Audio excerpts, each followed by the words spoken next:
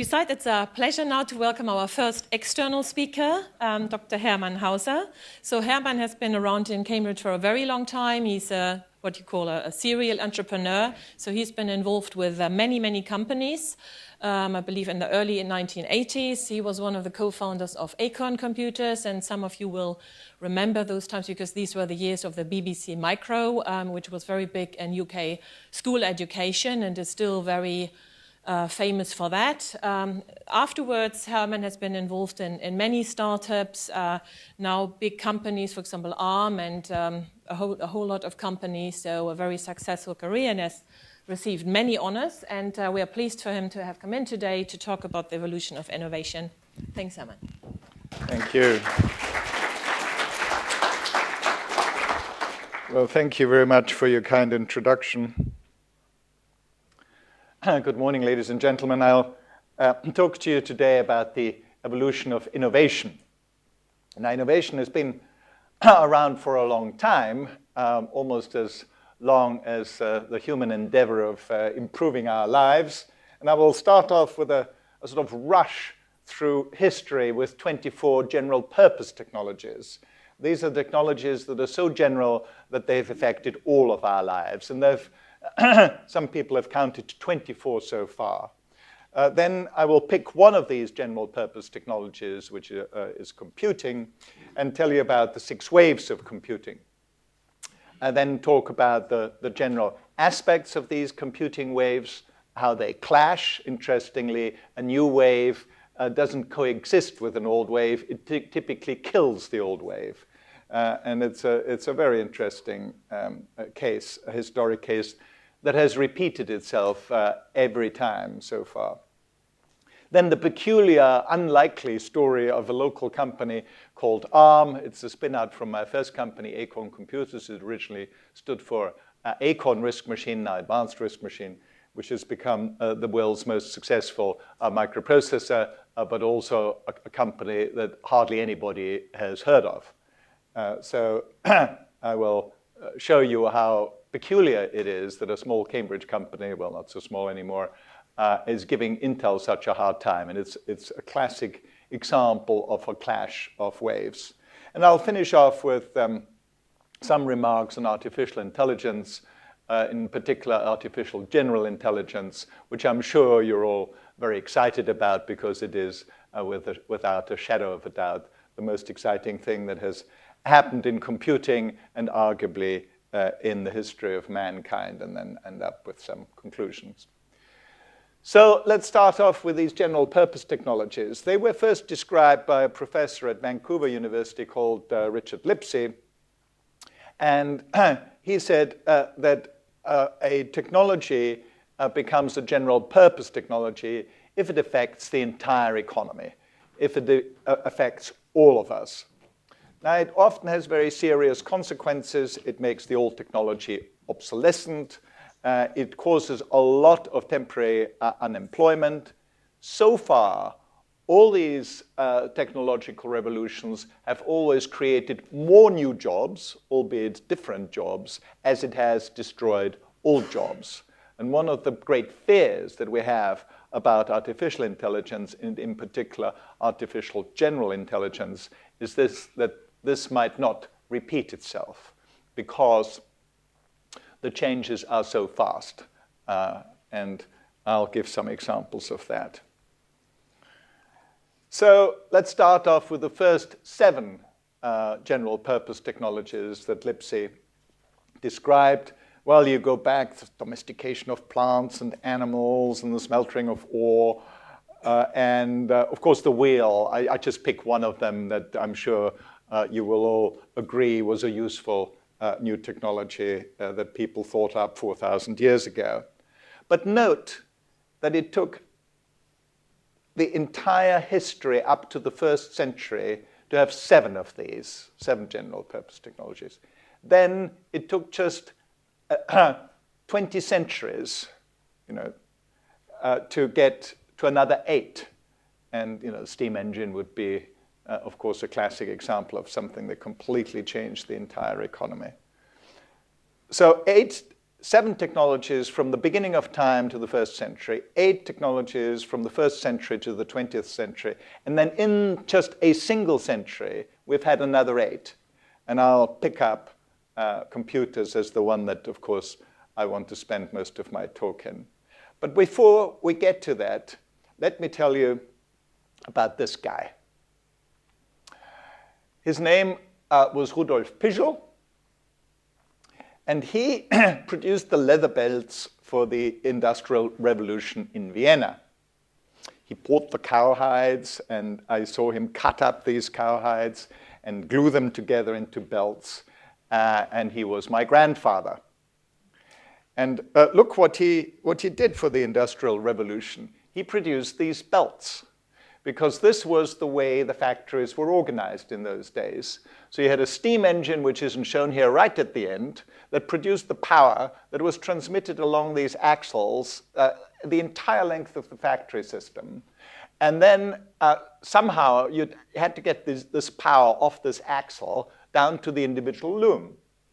And this was done by these large belts. And note here, there are 2 wheels. One is a freewheeling wheel that's not connected to the loom, which the belt is on at the moment. Then you see this fork, and you just took this fork and you moved the belt from the freewheeling wheel to the one that was connected to the wheel. So it was just like a clutch. As the belt gradually engaged with the connected wheel, the loom would start turning, and you'd have the power.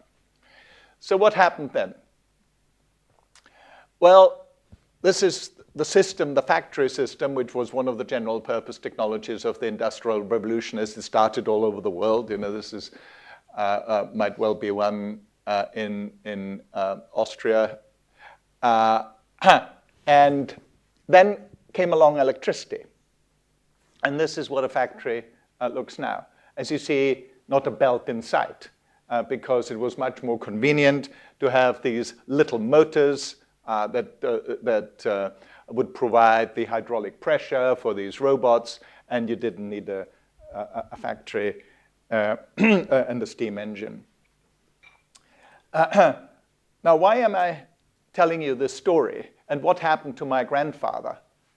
Well, because this took a long time for these steam engines to be replaced by electric motors, he had time to adjust. So he realized that now these cars were produced in these factories without the belts, but all the cars needed a fan belt. So he became a distributor of fan belts, and his family had an income, and in fact his granddaughter ran that company until 10 years ago. So the speed with which you get these changes, is very important, so that people can adjust to the new circumstances over a period of time. And that is my greatest worry with this new rise of machine learning, etc. So let's go on to computing. Some of you have seen this graph before. It's quite a famous graph. Those of you who are mathematically minded will note that this is a log scale. Now, what sort of line do you get if you have an exponential growth and the y-axis a log scale? Is it a curve or a straight line, or?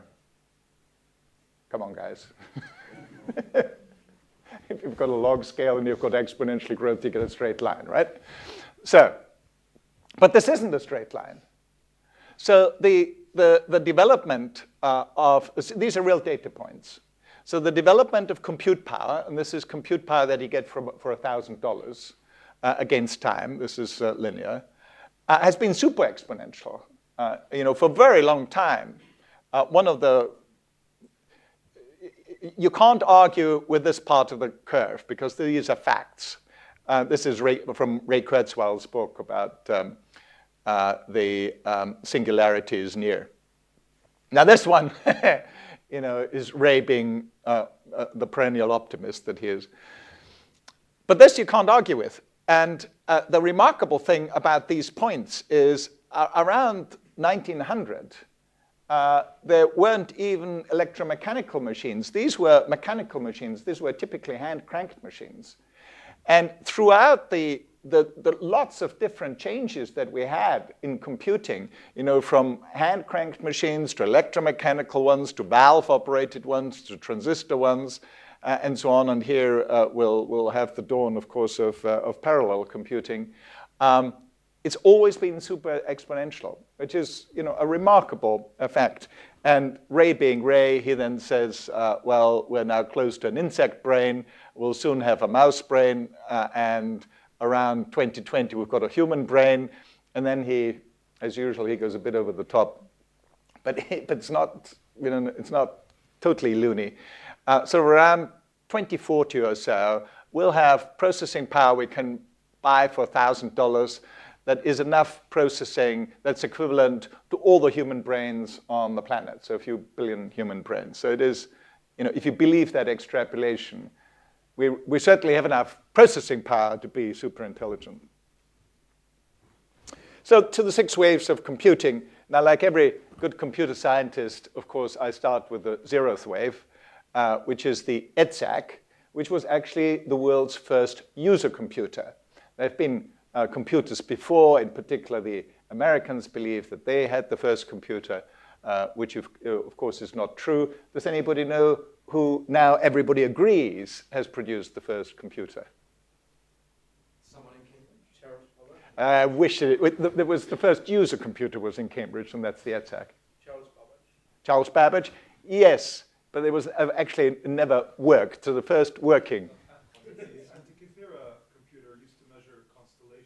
Yes, that's an interesting one. But again, was not a general purpose computer. But it's a very interesting point.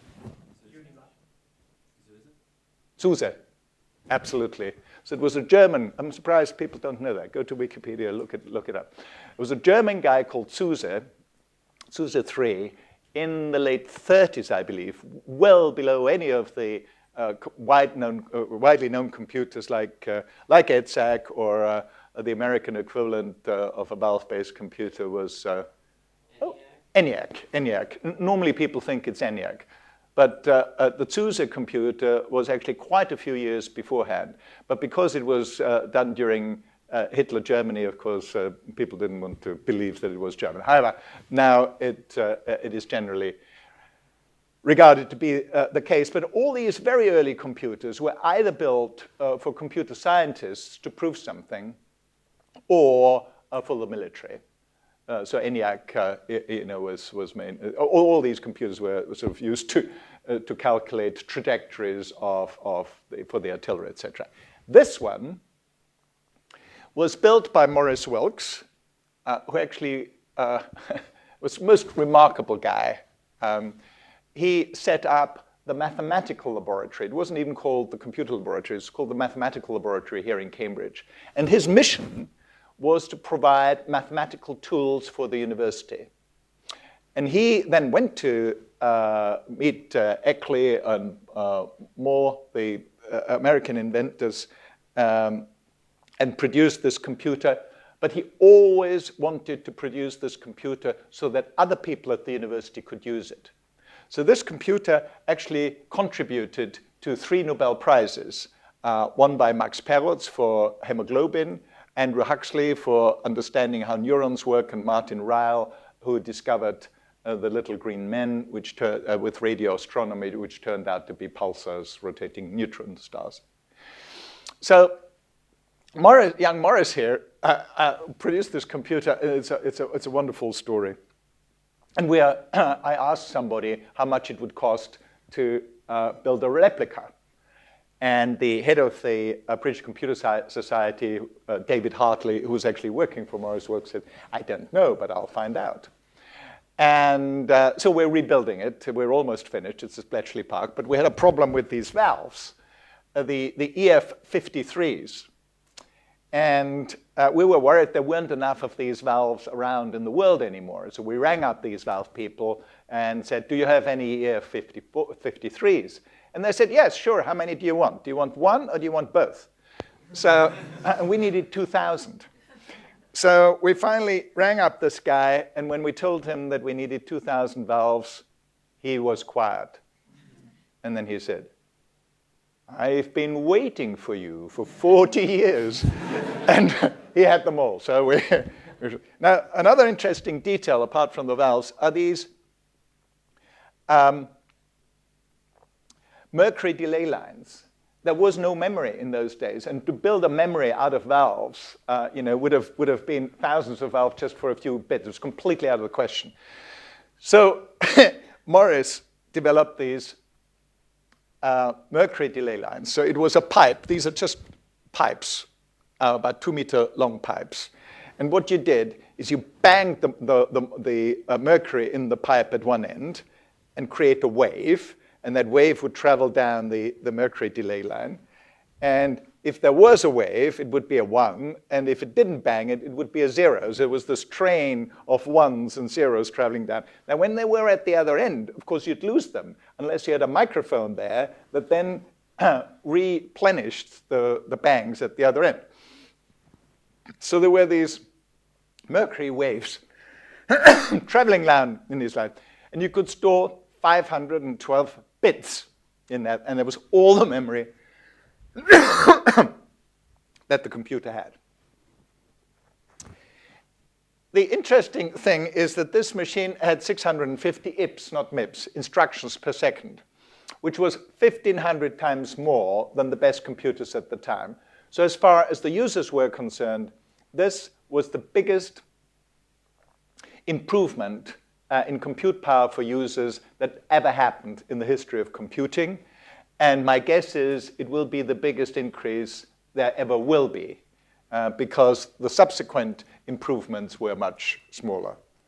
As part of all this development here, David Wheeler, who also was a professor at the computer lab here, invented the subroutine, which turned out to be very useful. And this idea of a job queue, for example, also appeared because the people who lined up to put their paper tapes into the computer formed a queue, and that was called a job queue. But what I want you to concentrate on is the user interface, because that's, in many ways, that's the fundamental reason why these waves kept coming. It really was a development that had the computer come nearer and nearer to the human. And we'll later talk about voice being the next really big step of a much more human-friendly interface to computers. But go back to these first computers, and when I did my PhD here in physics, I still used a paper tape to put in my results, and later on punch cards. You had to write in machine code, which for those of you who've written machine code, this is hard work. Fortunately, David Wheeler invented the subroutine, so you didn't have to write a program to calculate the sine function every time you needed the sine function. And the output, there was no VDU, was on a printer. And this is where it is on the graph. Now that we come to the 6 waves proper: mainframe, minicomputer, workstation, personal computer, then surprisingly smartphone and cloud. And I used to give this talk and called it the 5 waves of computing, and everybody always asked me afterwards what the next wave is going to be. Well, we're in the middle of the next wave. It's really the Internet of Things and machine learning. But actually, if you think about it in terms of the user interface, it is actually no computers. At the moment, we carry these, surprisingly, the main computing platform now is these smartphones. But what you actually want is no computer at all. You want the environment to provide all the computing for you. And once we get to really good voice interfaces, the only thing that you really need is microphones that are everywhere. Now, it's easy to see microphones in rooms in built-up buildings. It's also most cars already have microphones, although there's a revolution happening as well with beamforming microphones, which are very important. And you might, have to have something like a smartphone or at least a microphone that's with you all the time so that you're close to your computer companion. So let's start with the mainframe. I've picked sort of iconic examples of that, and the most iconic example for mainframes was the IBM 370 mainframe. It cost about $1 million. They produced them at about 10,000 units per year. It was multi-user. I used a 370, which I'm showing my age here. And let me just point out a few characteristics of this wave that's true for all the other waves as well. There was a thing called the bunch, which I'm sure you don't remember, way before your time. It was the abbreviation for Burroughs, UNIVAC, National Cash Register, Control Data, and Honeywell. These were all the people, plus IBM, who produced mainframes. So at the beginning of the wave, you had lots of competition, all these people trying to produce waveforms. Towards the end, you have almost a monopoly. IBM was the monopoly supplier, interestingly, through a lock-in. And the lock-in was the DASTI disk. They managed to produce a hard disk, huge hard disks, they were about this big, that were the best disks at the time. And they were so good that all the other ones that didn't have that disk basically got cut out of the business. And we'll see this repeating itself with the dominance of Windows that had to be, there was an antitrust case against Windows bundling the browser. And now we've got the same thing with Google and GAFA becoming very dominant. And whenever you see antitrust cases, you know that we're getting close to the end of a wave, and there's something new coming.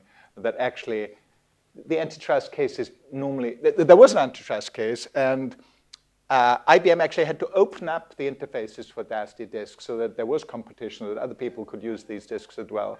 But it was a case that wasn't relevant, because by the time they'd won the case, it was Minicomputers that really had all the new business. So let's look at the user interface. It got a little bit better. Instead of paper tape, you had punch cards. And these punch cards, I remember my program I carried around in a card box that was as big as that, and you carried your whole program around. And you did not want to drop it, because if you dropped it, all the cards were all over the place, and your program was all mangled up. Then came teletypes, much better. You could type it in. You didn't have punch cards. Then there was the beginning of high-level languages like Fortran and COBOL, and science libraries and business forms. And of course, we move up that hierarchy. Then came minicomputers, and the iconic one there was the VAX 11780. The price came down by a factor of 10 to about $100,000. The numbers went up by a factor of 10. And again, towards the end of the wave, we have a dominant supplier, which was DEC. At that time, and this is again true for all the waves, I mean, these waves don't last all that long, about 10 years or so. If at the middle of the dominance of DEC, anybody had predicted that then DEC will not exist anymore, 10 years later, they would have said, you're crazy. I mean, this is the most important computer company in the world. How can they miss the next wave as they did? And the reason is the innovator's dilemma. Those of you who are interested in this innovation disruption, there's a Harvard professor called Christensen, who wrote this famous book called The Innovator's Dilemma, that shows that when a new technology is coming along, it is normally the incumbents that miss out on that disruption. Incumbents find it very hard to embrace these new technologies. User interface got a lot better. VDUs appeared. The software also went up a level with CAD tools, both for the mechanical and the electrical sector. And a new phenomenon appeared, which was networks. So what was his name? Bob Metcalfe at Xerox PARC invented the Ethernet. And the Ethernet spread like wildfire, and you could link these mini computers together to make much more powerful clusters. We'll move up that curve. And then come workstations, and we've got a new phenomenon, a computer that actually sits on your desk. And this was the Sun Spark Station, became the iconic computer. Same story, price goes down by a factor of 10, units go up by a factor of 10. This new type of microprocessor.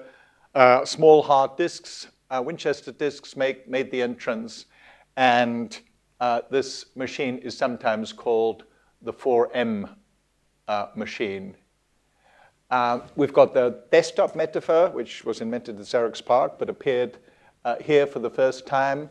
The computer was powerful enough to be a workstation, especially for CAD, computer-aided design. It was called the 4M machine because it had 1 MIPS of processing power, so 1 million instructions per second, 1 megapixel. These were all black and white screens still, there was no color. 1 megabyte of memory, which was an amazing amount in those days, and it cost 1 megapenny, $10,000. And the Ethernet allowed you to have clusters of them, and it was very good. And then we come to the personal computer era, and if you don't mind, humor me with a nostalgic moment. This is my first company, Acorn Computers, with this. This was our original ad for our microprocessor, our microcomputer, which became the BBC Micro, and our tagline was "the shape of things to come." And it was very successful. We had 60% of the UK market share. It was a wonderful time. It was also adopted by British schools in those days. British schools had more computers per school than any other country in the world. And in a way, this is my proudest achievement, because lots of people that became successful in the British software industry, be it the games industry or Autonomy, which is our second most successful company here in Cambridge, became a $10 billion company. These people sometimes come up to me in the street and say, thank you for the BBC Micro, because that's where they learned how to code. We had a very elegant implementation of BASIC, BBC Basic, which allowed you to mix assembler into it as well, so you could write amazingly powerful programs. So this had a word processor, a spreadsheet, and everything, all in 32 kilobytes, not megabytes, kilobytes of RAM. It was amazing what you could do with a small computer like that. So it was a great success. And it was a wonderful time for computing, because in Britain in particular, because the BBC decided it was time to educate the nation about microprocessors and computers. So they decided to put on a 30-part series in computer literacy. And an amazing thing happened. The nation responded to this with great excitement and interest. So it is difficult to conceive this, but people would go home at 6 o'clock from the pub to watch the computer program. So it was like, like Dallas, or no, Dallas is, no, what's it? Games of Thrones, or something like that, House of Cards. People were fascinated by this, and they watched this, and the BBC then decided the only way they can really educate the nation in computing was by allowing people to buy a computer cheaply. And this computer cost £300, and it was a fantastic success, became a standard in British school, and created a generation of programmers. Those of you who want to know more about this era, there is actually a very good docudrama that the BBC produced called Micromen, where those people that were active at the time in the computer industry, including myself, feature in this drama, because there was a lot of competition for getting the BBC contract. And the BBC had worked with a company called Newbury Laboratory for 2 years for this computer that they wanted to sell with the series. And they still didn't have a working computer, so they decided to open it up to 6 companies, including Sinclair and my company, Acorn Computers. They went to Clive Sinclair, and Clive gave them a lecture of how they would be totally insane to talk to any other company at all, because he had the right computer with the Sinclair Spectrum, which was a very successful computer, very good computer.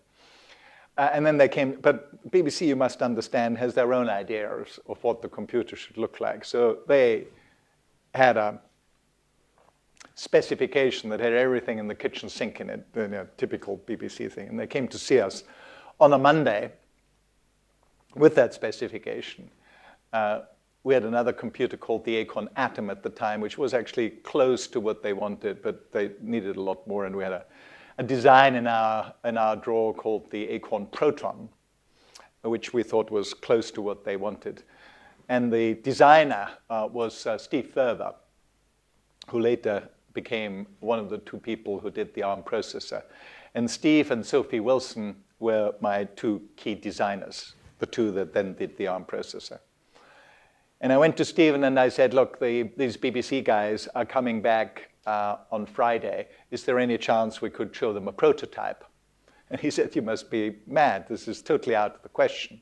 So I then rang up Sophie and said, Sophie, I've just been talking to Stephen. He says, if we really try hard, we could have a computer by Friday. He says, Stephen is mad. There's absolutely no way we can do this. But if Stephen is in, I'm in. So for the next 3 days and 3 nights, we worked on this computer. And this is part of the docudrama of the Microman. If you want to see the scenes, it's very well acted. In fact, the actor that plays me apparently did such a good job that some people after the docudrama went up to me and said, you can retire. There's a guy that's much better than you, is more you than you. So at 8, they were coming at 10 o'clock. And at 8 o'clock in the morning, and we had worked all through the night, we finished the computer, we programmed it, and it just wouldn't work. And I made the tea because I'm very good at that. But at 8 o'clock, I changed from the tea lady to the hotshot designer that really I am, and explained to them that the reason why it didn't work is that we derived the clock from the development system through this wire. And it was the skew in the clock that made our beautiful computer that works perfectly not work just because of the clock skew. So what they need to do is we need to blow the program into a ROM, cut the umbilical cord, and everything will be fine. Crossed my fingers. And it was. So this thing, we blew it into a ROM. It just showed the brilliance of Sophie in particular, who wrote a program that we couldn't debug because the thing didn't work. And we switched this thing, we blew it into a ROM, into a read-only memory that you can't alter. And we switched it on, and it worked. It was one of those miracles. Anyway, they arrived, they saw a working computer when they didn't have one, working with another company for 2 years. So we got the contract, and it was a great success. There is now a son of the BBC Micro that you might have heard of, which is the Raspberry Pi, of which we've now sold over 5 million. It's a fantastic new success in the same vein. However, the iconic computer of the personal computer world is this ugly duckling here called the IBM PC. Who remembers the total storage that you could have in this computer? This is the mass storage, not the internal storage, but the total storage that you could have on 2 floppy disks. Anybody, or is this far too early for you? Something around 2-point-something megabytes? 2.88. One of them was 1.44, right? Are you thinking more? Yeah, but this was much, much later. These guys, the original guys, were actually 320 kilobytes. So both of them were 640 kilobytes, or thereabouts. How did it go? It was 40, 80, 100, yeah.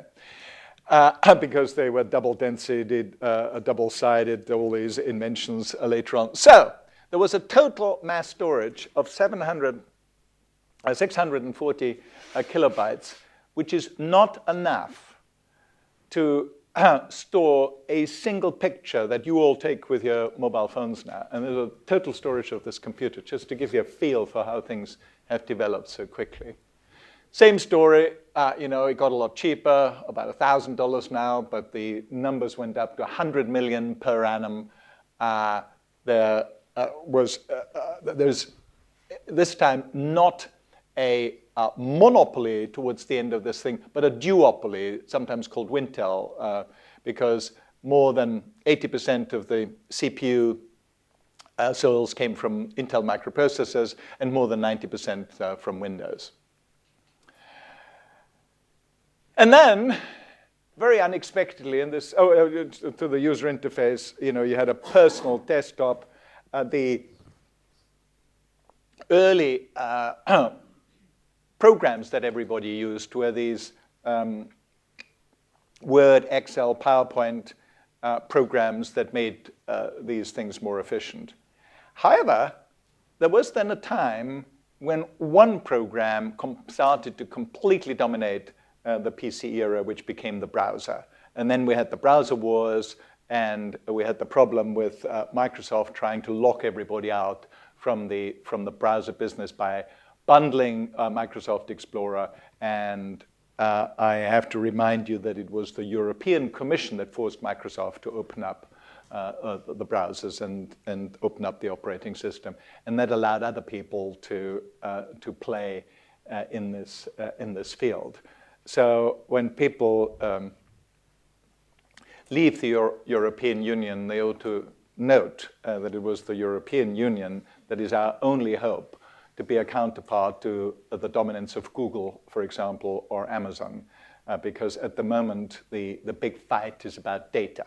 Google at the moment uses all the European data that we give them for free, and then they sell our data back to us and charge us for it. So this is going to be a big fight over the next 5 to 10 years. And the only organization in the world that has a chance of breaking that monopoly, because the Americans are not going to do it. They say, no, there might be sons of bitches, but they're our sons of bitches, and we benefit from them. So they're not going to do it. We have to do it.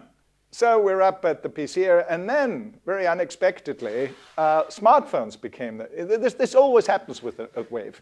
People like Microsoft and Intel became so excellent at serving the PC market that they always miss the next wave. So the dominant player in one wave always misses the next wave. So smartphone, who would have thought that this guy would cause this revolution? I remember when he got up and said, I have reinvented the phone. Oh, Jesus, Steve going off the thing again. But he did. It was one of the most remarkable comebacks the most remarkable comeback of anybody in the computer history. Those of us who knew him, were amazed by this because he was not the nicest person on earth.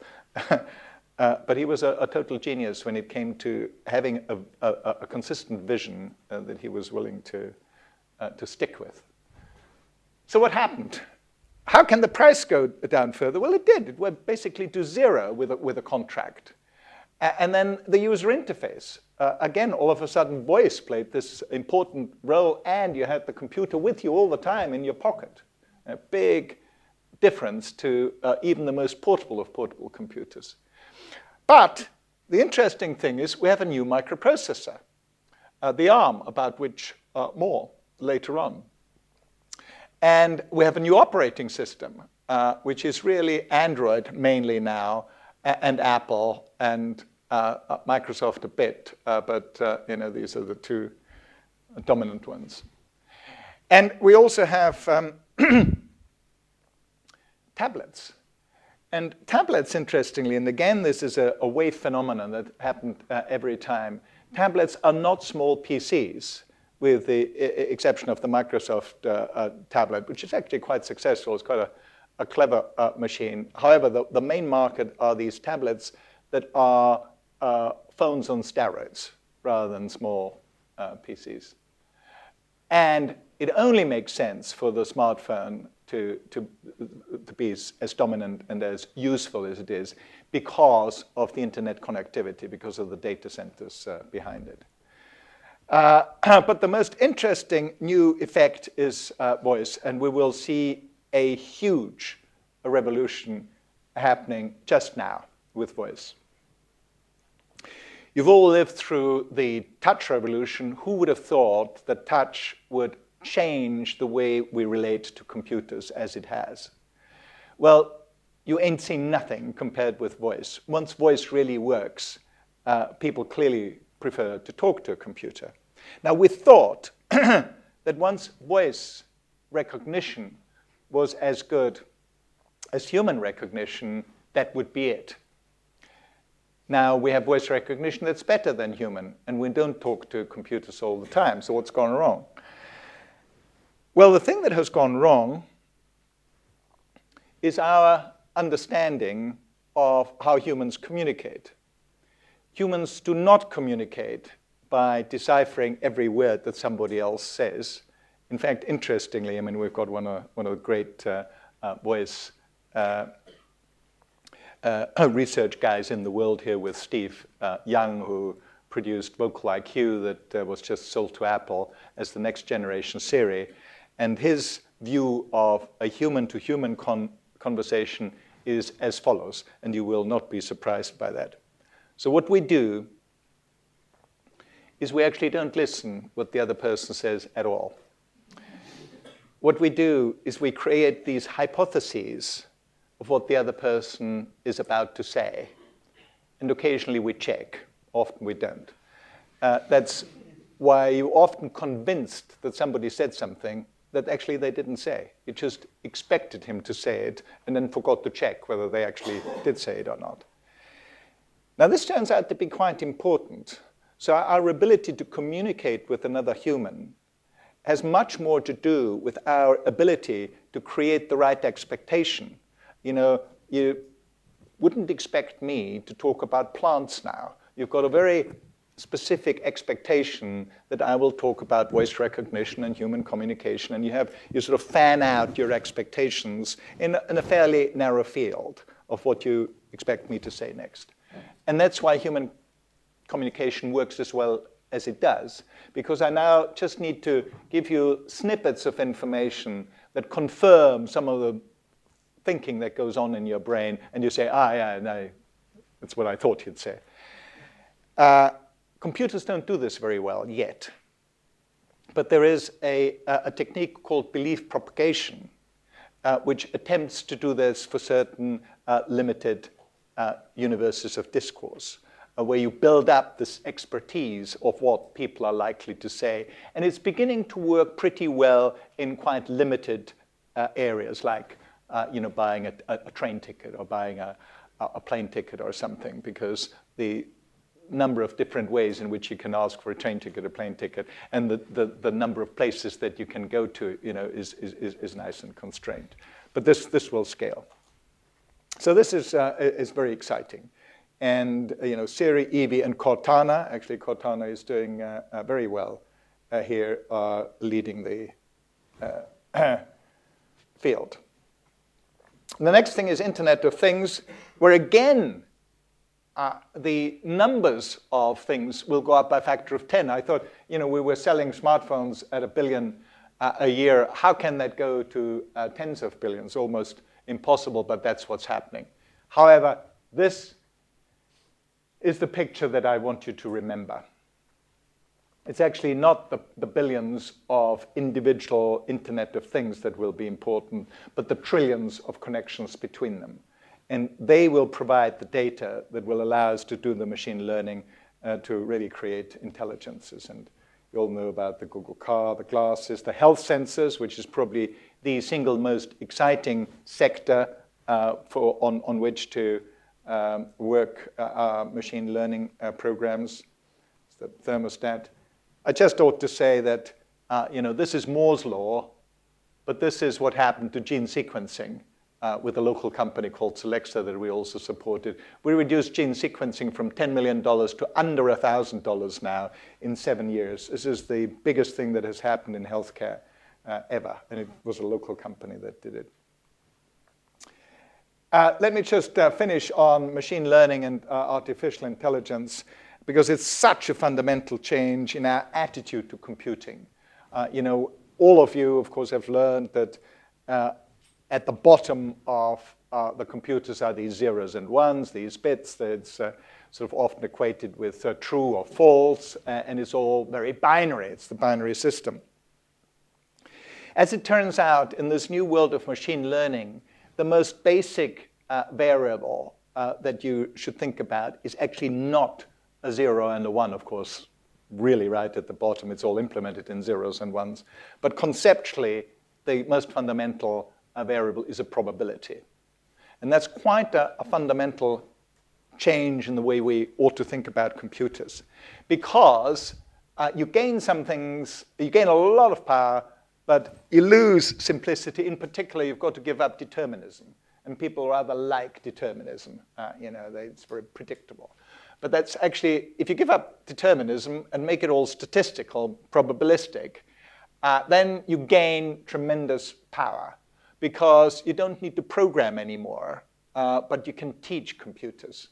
The problem with teaching is like with a kid. You teach a kid to do something, and then the kid might do it or not. So you have a bit of this determinism problem. But in order for a computer to be taught properly, i.e. you have lots of good training data sets, you need big data. The more data you have, the easier it is to teaching. But the biggest problem with this approach is that you determine the goals. Throughout evolution, the goals for all the animals, and indeed ourselves for a long time, were given by evolution. Survival of the fittest, could you produce more offspring than anybody else was the implicit goal that evolution has given these units. Now we can choose the goals ourselves. And that's a real bummer because we're so bad at it. And this is what I call the genie problem. We just do not know what to wish for. And it's one of the biggest problems I can see for society that you will have to solve over the next small number of decades. This is going to bite us within a small number of decades. So machine learning, you've all heard about that, of course, being very important. There is a great project to use 1 million arms to simulate 1 billion neurons in real time. That's Steve Ferber, who did the ARM for me, produced. Then there's quantum computing, which we can also talk about. Then there's this clash of waves. So the new wave always kills the old one because it's the volume is so much higher and the prices are lower and the user interface is closer. Just wanted to tell you about ARM versus Intel. When we did the ARM, the Acorn RISC machine, it's also one of those funny quirks of history. We were looking for a new 16-bit or 32-bit processor. We looked at all the processors. We went to Intel and said, well, we could probably work with your 8286. You just totally screwed up the pinout. You put both the data bus and the address bus on the same pins. Nobody can make a good computer out of that. But if you give us the die itself, we'll do our own pinout, and maybe we can make something of your microprocessor. And they said, get lost. We were a little Cambridge company. So we said, oh, you get lost. We'll do our own. It's the only reason why ARM exists. The two technical reasons behind that were low latency. We wanted a RISC approach that had a very low latency interrupt, and the memory bandwidth. We had this peculiar situation at that time that the memory chips were twice as fast as the microprocessors. So Intel could not use the full memory bandwidth, which turns out to be an important parameter in a computer, whereas we, with our RISC approach, could do this. And it's also one of the few examples where an American invention by Patterson and Hennessy at Stanford and Berkeley was first exploited in the UK. Normally, it's the other way around, that we dream it up and the Americans exploit it. Well, it was an American invention, these reduced instruction set computers. But we had the first implementation, and we've been very successful with it. We now have a better than 95% market share in mobile phones.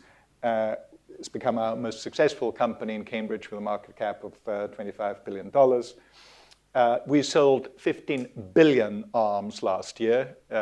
We sold more microprocessors last year than Intel has sold in its entire history. So we outsell them at the moment at 20 to 1. But people who say, well, the ARM is a little microprocessor, it's a cheap thing.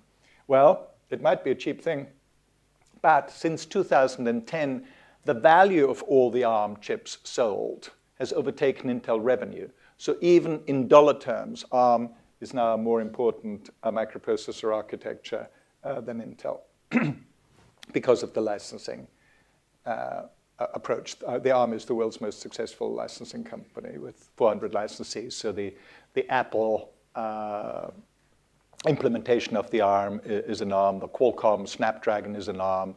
Toshiba, Sony. In fact, even Intel has an ARM license. Well, I'm sure you're all familiar with artificial intelligence. Alan Turing, a fellow of my college here, King's College, asked the question whether computers will be able to think. And rather than saying yes or no, he devised this Turing test that will allow you to decide whether a computer can really think. And although there have been lots of attempts and lots of claims that there is a program now that passes the Turing test, in my opinion, none of these computers has done so.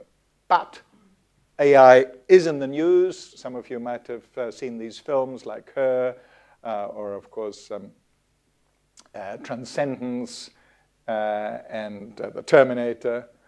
There have been some very good books. Probably the best known is Nick Bostrom's Superintelligence.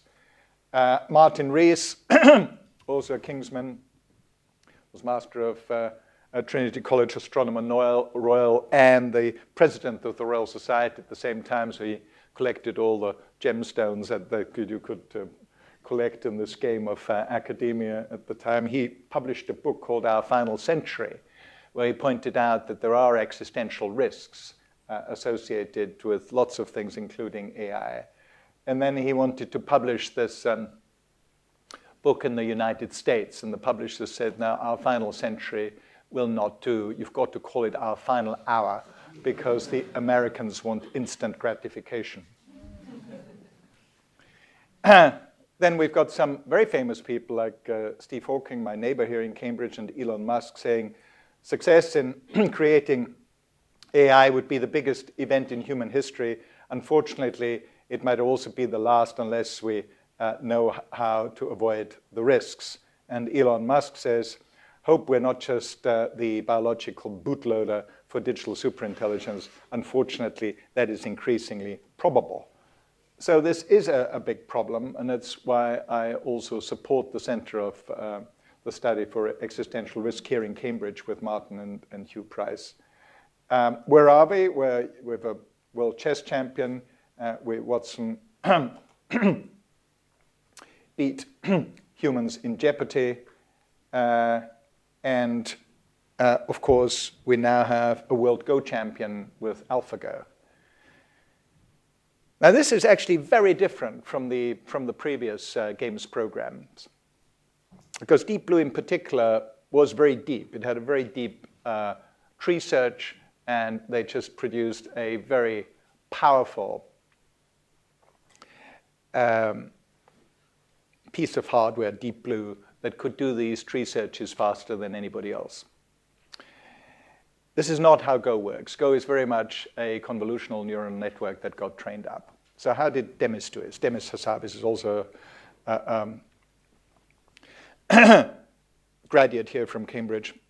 Well, he took a program that was an amateurish Go program, but then he started playing this program against itself 30 million times, and that's how it wiggled itself up in its ability to play Go. Because Go has so many different configurations, roughly 10 to the 170, which is considerably more than atoms in the universe, that there was no way you could have any rule-based program winning at Go. You really had to have a sort of almost an intuitive feel for what is a good position and what is not such a good position, and humans are good at that. And he tells one story which I think is, is worth retelling.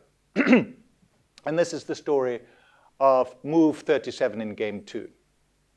Normally, I don't know how many of you are Go players and might have wasted as many times playing Go in your student days as I did when I was here. You normally play on the third line. This is a 19 by 19 grid, and you play on the intersections and just put your stone down to claim a certain space. Normally, if you play on the third line, you claim all the area towards the edge of the board. If you play on the fourth line, you claim a space towards the center of the game. And this move 37 in game 2, the computer played on the fifth line. This was so outrageous that Lisa Dahl, who is the most highly decorated Go player in the world at the time, got up and had to cope with this for 15 minutes.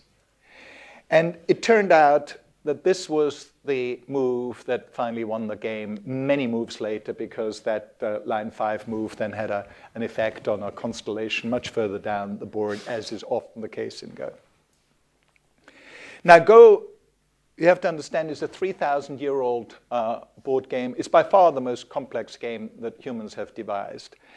But it is is played by 40 million people, mainly in Asia. But it's considered not so much a game, but also an art form. And these spectacular new moves actually have names, and they create new eras of the game. And Demis described to me that people reacted to this like the discovery of a new Picasso or a new Michelangelo. So it was as much an art form or a piece of new art than anything else. So we see that computers are sort of now being accused of having imagination, which people never thought computers would have. So we have this, so what is still missing? Well, there's still a problem with common sense. If you look at this diagram here, we've got no problem understanding that these very secure seatbelts here wouldn't help this guy a lot when he rolls down this. But it's hard to have a computer argue about this consistently. We will have superintelligences, is the consensus in the machine learning community, probably by 2050, certainly by 2100. But the problem is potentially a jobs problem and a problem with human values. So I told you about the 24 general purpose technologies, the 6 waves of computing, the clashes between these waves, then the local story of David versus Goliath with Intel and ARM, artificial intelligence, in particular general intelligence, but I would like to finish with a plea, which is, it is far from clear what role superintelligences will have in our lives. I'm a perennial optimist. I think we will co-evolve with them sensibly, but there are lots of dystopian stories one can tell as well. So my plea is for you to engage in this conversation early on. You know, you are our hope here, the next generation, to work sensibly with these probably with these tools that are more powerful than anything else that humanity has ever devised, and help us sort out these problems. Thank you very much.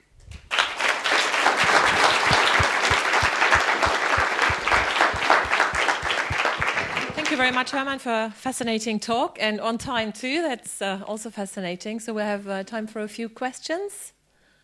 Yeah, speak loudly. Yeah, we always talk quite a lot about the threat to our culture that machines could pose, but at what point do you imagine we'd have to have machine rights of some kind? Because if we train a machine to be intelligent, and arguably some of the ones we have now are getting more intelligent than very primitive life forms, like a fly, for example, at what point do you think we'll have to address that issue of if we can't just turn it off anymore once we've trained the reinforcement learning agents? Because this is in many ways the core of the problem, because you know, when you tell people the story, the reaction is always easy. We just you know, unplug the computer and we're done. You can't. You know, fortunately, we have these wonderful virtual machines now. We've made programs that can easily travel from server to server. So unless you shut down the entire computing infrastructure in the world, you can't turn things off anymore. So it's a real problem. We've got to think about this really quite carefully, because there are lots of dystopian stories. In particular, you know, as a physicist, I think we totally lucked out with the atomic bomb. You needed to have organizations of the size of a state to gather the best physicists in the country, lock them up for years to devise an atomic bomb. Then we lucked out again that uranium-235 is actually very hard to get hold of to build an atomic bomb. Neither is true for many of the biological things that we're now developing, like DNA synthesis and machine learning, because once the genie is out of the bottle, you know, very small groups of people, maybe even individuals, can use these tools. Recently, the European Union issued some regulations that are supposed to take effect in 2018. on these Data Protections Act, but relating to the right to an explanation on the decision made by an artificial intelligence on you, if that is considered to be significant. While significant is something that is, sorry for the long question, by the way. While significant is a bit vague, we can sort of think, how do you think this will affect the artificial intelligence Well, community? it's actually the core of, in my opinion, of the next big step that we have to take in artificial intelligence. What clearly works spectacularly well now are classification and regression problems. So if we, object recognition, voice recognition, all those stuff that ends up with, some sort of classification or regression. I mean, Gaussian processes, do regressions even on functions that you don't know.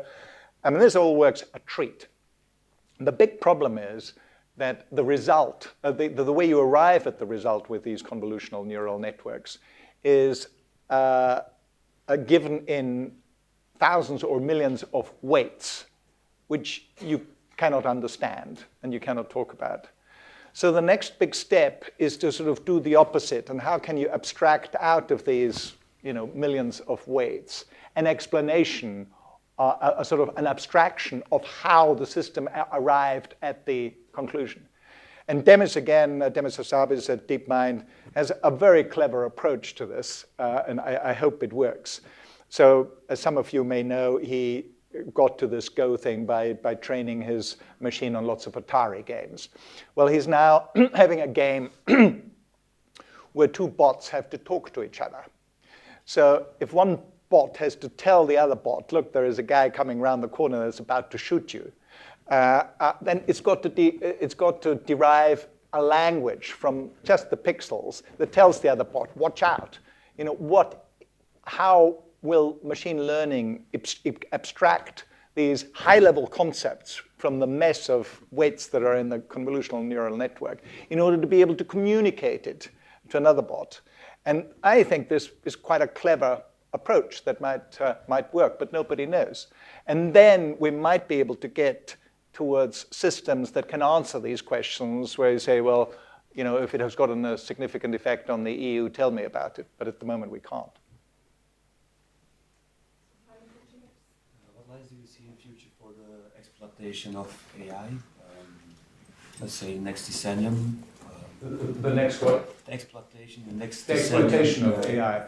Well, I mean, it's spreading like wildfire at the moment. And the next big fight in computing is going to be the personal assistant, because once you have a good personal computer assistant with, I don't know how many of you have played with the Echo. I've got an Echo at home. Unfortunately, you can only buy them in the US. But it's a jolly, her name is Alexa. You say, Alexa, tell me, what my next appointment is, or and Cortana, of course, does it very well. But the reason why Echo is such a phenomenon in the States, selling at $1 million a month at the moment, I think, is because of beamforming microphones. So this Echo is a boombox that is in the corner of your room. And you don't do anything except say Alexa. When you say Alexa, she wakes up. By the way, my wife objects to me calling her she. It's an it. I say, well, Alexa is female. I can't call her. And it homes in on your mouth, so because of the beamforming microphone. And therefore, wherever you are in the room, it will actually be able to do the voice recognition. Now, once you've got a personal assistant like that really got used to what your preferences are, it's actually quite difficult to switch to another personal assistant. So that's why we see this fight between Microsoft, Google, and Apple. And Cortana is actually, from a computer science point of view, one of the leading ones. Siri gets a lot of publicity, but actually Siri is the one that is furthest behind.